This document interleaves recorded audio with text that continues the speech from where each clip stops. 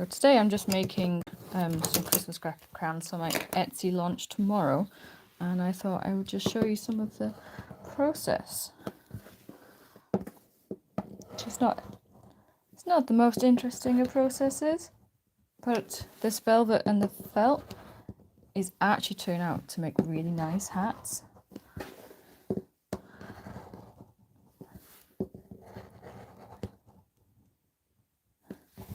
So this is 100% cotton felt because I wanted to. I didn't like the look of the acrylic felt, the stuff with the more plastic content, and this stuff has just come out absolutely beautiful. I bought it off Etsy, and I think it's making up the most prettiest Christmas cracker hats, which obviously I do have matching Christmas crackers. They're all reusable ones, the colours. So I got blue, red, green, purple. Though I'm not sure how festive the blue. So if you're seeing this video on how to draft your own pattern, and since this is on my Etsy, I see it's so easy to make this pattern yourself. So this is the hard part, is turning it right sides out. In the future I may modify the pattern to give myself a little bit more turning space. And you don't want to grab onto these because if you pull too hard you'll just rip them out. But you can give a gentle tug.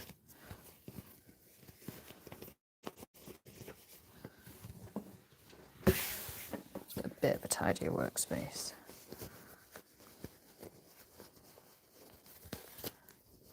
I'm more impressed. It's just like, I didn't know you could get cotton velvet. I thought they were all plastic. It's a wee bit hard to work with if you've ever made any of my Christmas crackers and bought the pattern, or even the cracker crown pattern. Velvet is harder to work with. I find sewing on top of the felt, works better. There's less movement, because if you sew directly onto the wrong side of the velvet, it moves around a hell of a lot more, which is super irritating when you're cutting for precision. On the corner there with a gigantic stick, it's a 20mm, was a knitting needle. Obviously I've never used, because I absolutely kill my hands trying to knit with yarn that thick. So we're nearly there. Each hat gets top stitched in a coordinating felt, and since I'm making at the moment 5 different hats, it's changing. So is super irritating. So ideally I should have made the cracker and the coordinating coloured hat at the same time, but I didn't. So sometimes you end up with snags like this. This one has quite a few. So what I usually do is I just go and turn it all the way back round. If they're only little, you can get away with just top stitching and some nice ironing. But when they're too much and too big, you really just need to start again. It's not worth stressing over later.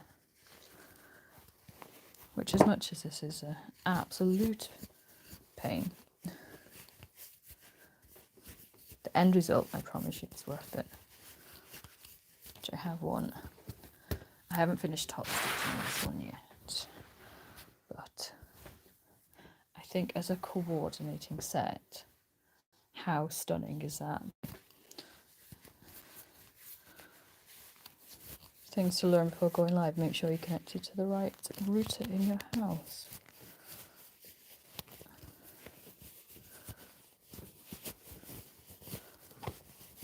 So usually it only takes me 4.5 minutes to turn everything.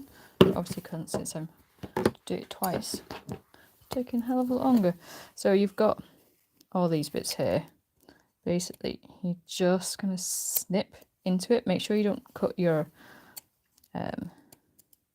threads. You just need to do a couple of snips.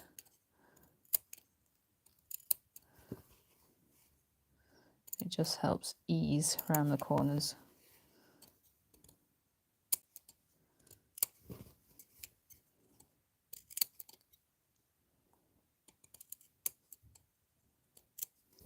So let's try again, shall we? If it doesn't work this time, I'm going to use the iron and top stitching to fix it, because it is a good method, if I'm honest.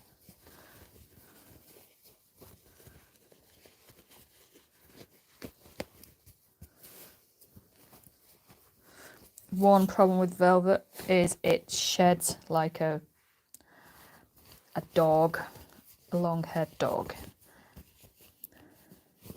To use the family safe words, like my craft room is just very velvety.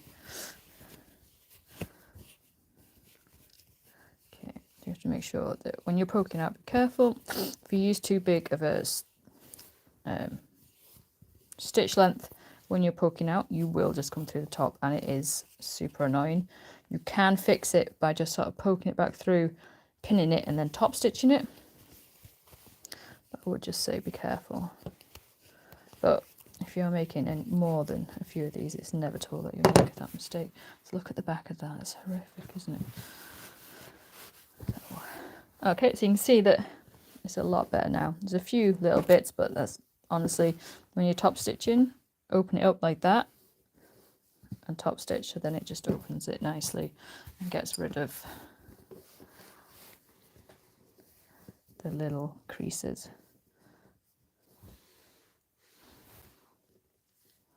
So always make sure that you're leaving a big enough gap to turn, and that you're leaving enough.